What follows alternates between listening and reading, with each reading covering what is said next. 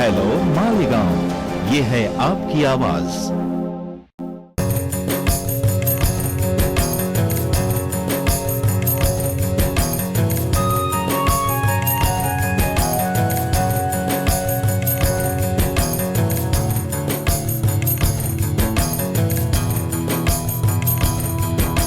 आज आपण बँकेची मालेगाव मर्चंट्स कोऑपरेटिव्ह बँक हिचा लेखाजोखा नफा तोटा याविषयी सगळी माहिती घेण्यासाठी आपण जमलेला आहात।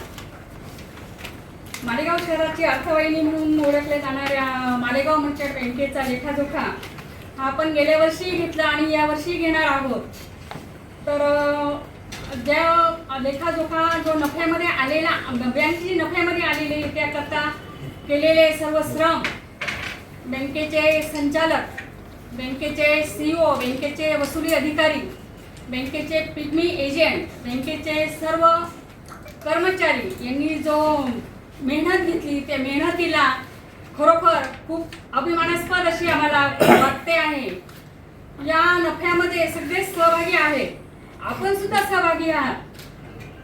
बँकेचा जो नफा झालेला आहे 31/3/2026 पर्यंतचा नफा 8,17,21,000चा हा विक्रमी नफा झालेला आहे। रिझर्व्ह बँकेच्या नियमानुसार अतिरिक्त तरतुदी 2,01,06,000चा हा निव्वळ नफा आहे। बँकेच्या एकूण ठेवी 287 कोटी असून आर्थिक वर्षात 151 कोटी आणि 4 लाखाचा कर्ज वाटप करण्यात आलेले आहे। बँकेचा एकूण निधी 54 लाख तर गुंतवणूक 168 कोटी 42 लाख इतकी आहे। बँकेचा CRAR 19.77% असून नेटवर्क 27 कोटी 49 लाख इतका आहे। यावरून बँकेची आर्थिक स्थिती ही सक्षम आहे हे आपल्याला जाणवलंच असेल। बँकेच्या या स्थितीमध्ये आम्ही रावळगाव शाखेची पण जागा निश्चित करणार आहोत आणि संगमेश्वरची जागा निश्चित करणार आहोत। एवढा बँक सक्षम आहे एवढे सांगून मी माझे 2 शब्द संपवते। आपण आलात, आपले खूप खूप आभारी आहे।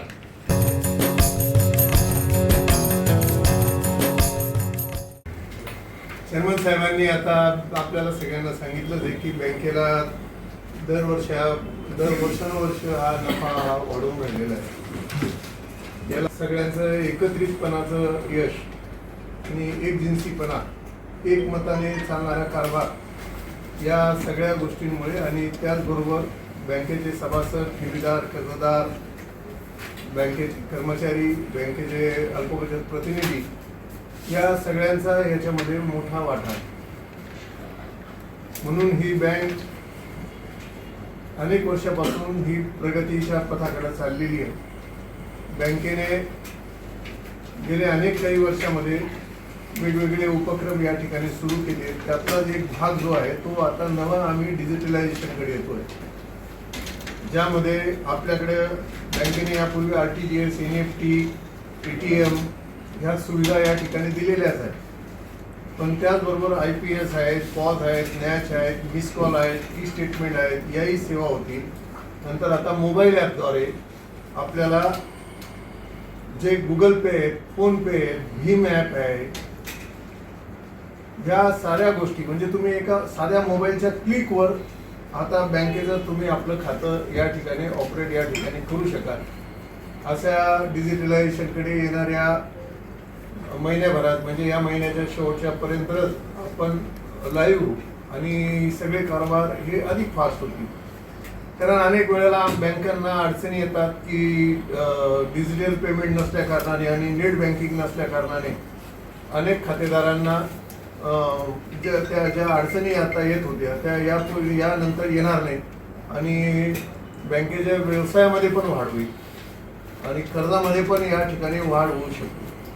म्हणून येणाऱ्या काळामध्ये संचालक मंडळ हा या विचारामध्ये आहे की ज्या ठेवीदारांनी मोठा विश्वास या ठिकाणी आम्हाला या दाखवला, गेल्या अनेक वर्षापासून बँकेने कुठल्याही प्रकारच्या ठेवीच्या दरामध्ये वाढ न करता सुद्धा ठेवी या दरवर्षी वाढत राहिल्या।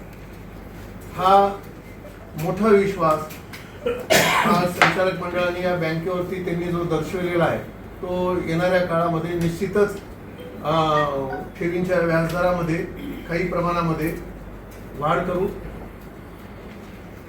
त्याचसोबत कर्जाचे जे काही व्याजदर आहेत ते आजही आकर्षक आहेतच, पण अधिक आकर्षक कशा पद्धतीने करता येतील यावरती येणाऱ्या काळामध्ये संचालक मंडळाचा भर असणार आहे की जेणेकरून व्याजाचा जो बोजा आहे हा कमी होईल आणि हे शहर आर्थिक उन्नतीकडे झेपावे. त्याकरता आमचे सगळ्यांचे सामूहिक या ठिकाणी प्रयत्न आहेत. या सगळ्या गोष्टींवरती तुमचं जे मोलाचं सहकार्य आम्हाला या ठिकाणी मिळतं आणि सातत्याने आपण या संस्थेविषयी बँकेविषयी ज्या कृतज्ञता या ठिकाणी व्यक्त करतात किंवा ज्या शुभेच्छा या ठिकाणी आम्हाला सर्वांना या ठिकाणी देतात त्याचंही यश या आमच्या सगळ्या एकंदरीत कारभारामध्ये आणि बँकेच्या प्रगतीकडे आपल्याला दिसतंय. यावर्षी बँकेने आवश्यक त्या तरतुदी करून आवश्यक म्हणजे आवश्यकतेपेक्षाही जास्ती त्या सगळ्या तरतुदी करून शेअर्स धारकांना सभासदांना 10% डिव्हिडंड हा संचालक मंडळाने या ठिकाणी घोषित केलेला आहे. लवकरच रिझर्व्ह बँकेच्या परवानगीने तो त्यांच्या खात्यांवरती वर्ग करण्यात येईल. आमची एक मागणी पण आहे की ज्या खातेदारांनी आपलं खातं लिंक केलेलं नसेल त्यांनी करून घ्यावं. जवळपास बहुतांशी खातेदारांनी आपलं खातं हे लिंक केलेलं आहे, त्यामुळे त्यांचं सरळ खात्यामध्ये डिव्हिडंड हा जमा होतो. अजून कोणाची बाकी असली तर त्यांनी ते लिंक करावं. ज्यांच्या KYCच्या नॉर्म्स बाकी असतील त्यांनी या ठिकाणी करावं. थकबाकीदारांना विनंती आहे की त्यांनी थकबाकी भरून बँकेला सहकार्य करावं. या नंतरच्या काळामध्ये या वर्षभरामध्ये ठेवीदार थकबाकीदारांसारखी मोठी मोहीम बँक या ठिकाणी हाती घेणार आहे.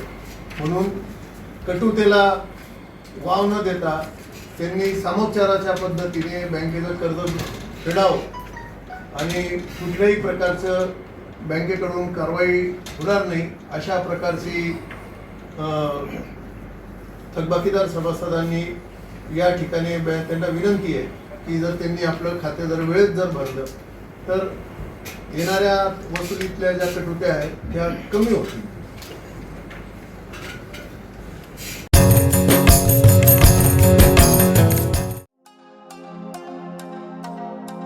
हेलो मालेगांव, ये है आपकी आवाज.